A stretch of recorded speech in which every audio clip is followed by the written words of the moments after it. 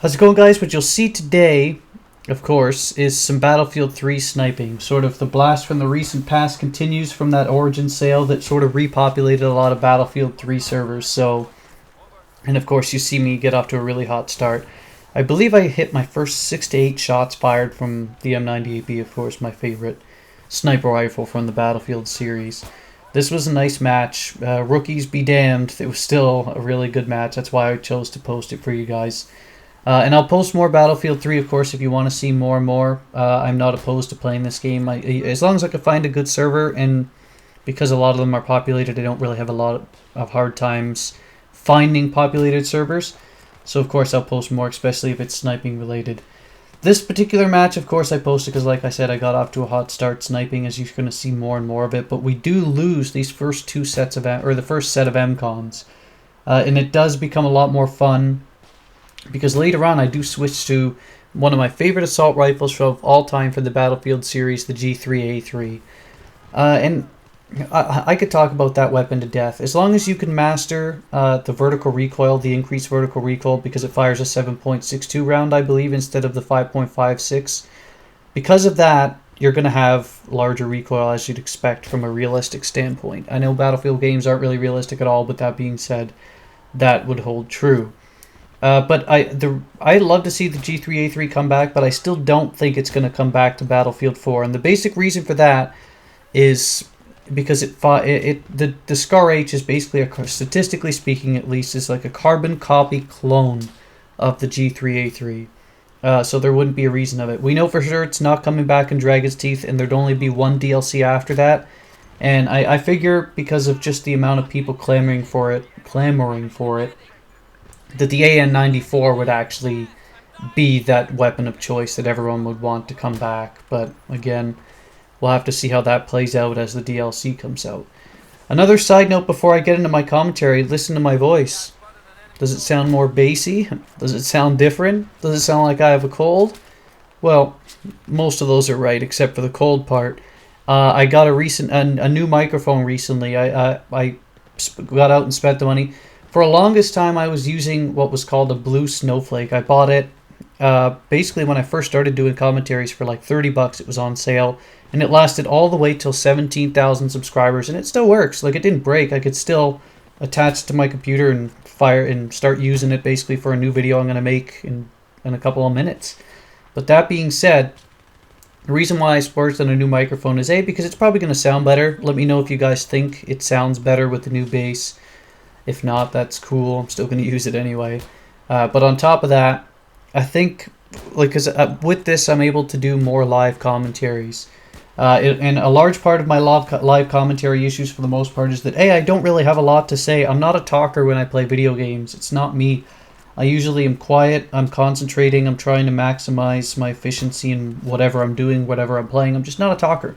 I'll talk all the time when I'm playing with someone on a microphone or TeamSpeak, whatever. But I'm not a talker when I'm not. And that's my problem with live commentaries. But I am working on it. We'll see how it goes.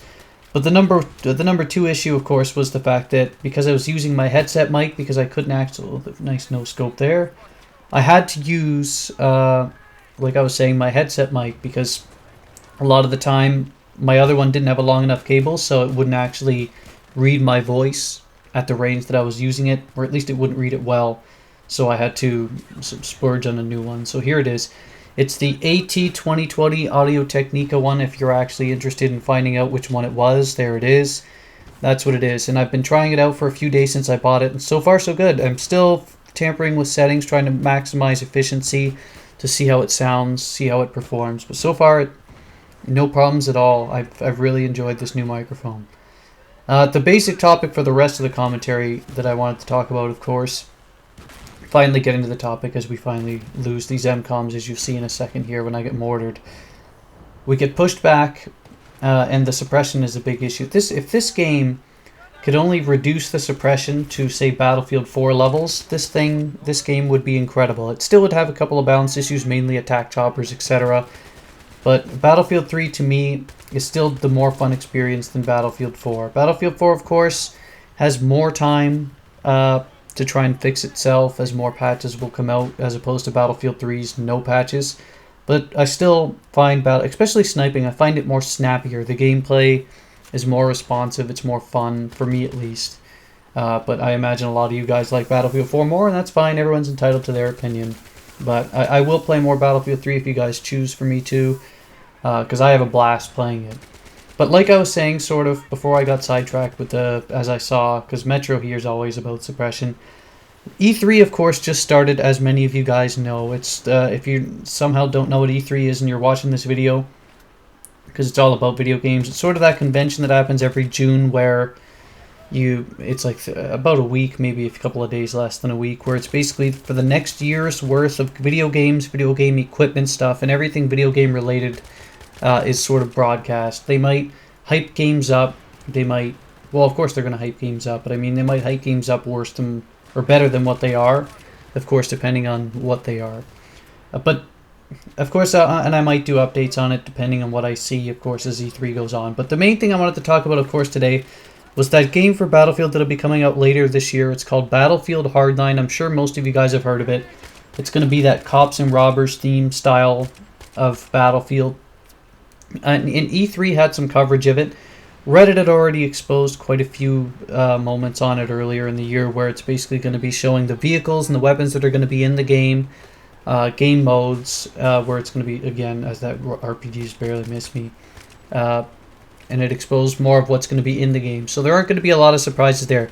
What E3 did yesterday, at least early on, was show that, to me, it looked almost like a Battlefield 4 mod, because they showed gameplay of it. And of course, they've issued out a closed beta. I signed up for it. I will try to play it and post it. We'll see how it goes, because so far I'm not too impressed with this game. I'm not going to pre-order many, if any, games ever again because of the Battlefield 4 fiasco. But that being said, I am going to give this game at least a fair try in the beta stage to see how it plays, see how it feels. But at least preliminary look based on what I've seen on what will be coming out with the game and how it looks, and what I've seen at least and how it plays in a couple of YouTube channels, I'm not too blown away by it. It seems to me EA's trying too hard to boost it up to a level that it's just not. It looks like a Battlefield 4 mod from what I've seen playing on it. But again, if I actually do manage to get into that closed beta, I'll give it a fair shot. I'll give my fair evaluation on it. And that'll be that. But it does, at least on my thoughts with regard to this, because I've had a lot of people ask me what my thoughts were. Recently, of course, because Rival X Factor posted a review a while ago, actually, and I posted my thoughts, and a lot of people agreed. Like, that was one of my most popular upvoted comments on YouTube. I got like 70 likes, something like that, where I was basically said along the lines of, I wasn't too impressed with how it looked. But I will at least give it a shot, although I might not buy it on day one. And that opinion's still going to stand. From what I've seen, I wasn't blown away. It looked, like I said, third time, it looks like a mod. And I'm definitely not going to pre-order or buy it on opening day, that's for sure. Even if I miss out on a chance to boost a subscriber base by jumping on the game early, I'm still not going to bother. I'm going to wait, see how it looks, see how it plays. And then I'll make my evaluation. But of course, if the beta comes out, it'll give me a better indication, and I'll post beta footage for you guys interested in the game. But we'll see how E3 plays out. So far, of course, Destiny's not going to be coming out for PC. I really wish it would. We got the news today, though, that GTA 5 will be coming out for PC in the fall, so that's interesting. I'll be purchasing that. I'll be playing that. I'll be posting, I don't know, maybe the missions, maybe some entertaining moments of me doing stupid stuff, things like that, etc. And there's a lot of the little indie games. I bought Insurgency the other day. That, of course, just came out a couple of months ago. I bought it. I'm going to try it out, see how it plays, hopefully have some fun. And if it's good, I'll post some videos on that as well. But that's basically all I had to say with that. If E3 comes out with more good news, or especially if it's Battlefield-related news as well, of course, I'll post more as we go. We'll see what news comes out. And again, if you guys really like my Battlefield 3 plays, I've got lots more. I've been playing this game a lot more than I have Battlefield 4 recently, especially since the patch. And of course, I'm going to put out my thoughts on the patch in the near future, the quote-unquote netcode patch that came out. I haven't played Battlefield 4 a lot, but I've been waiting to reserve my judgment on that until I get proper time to actually play it and evaluate strengths and weaknesses depending on situations. So that will come out in the near future as well. Hope you enjoyed. See you later.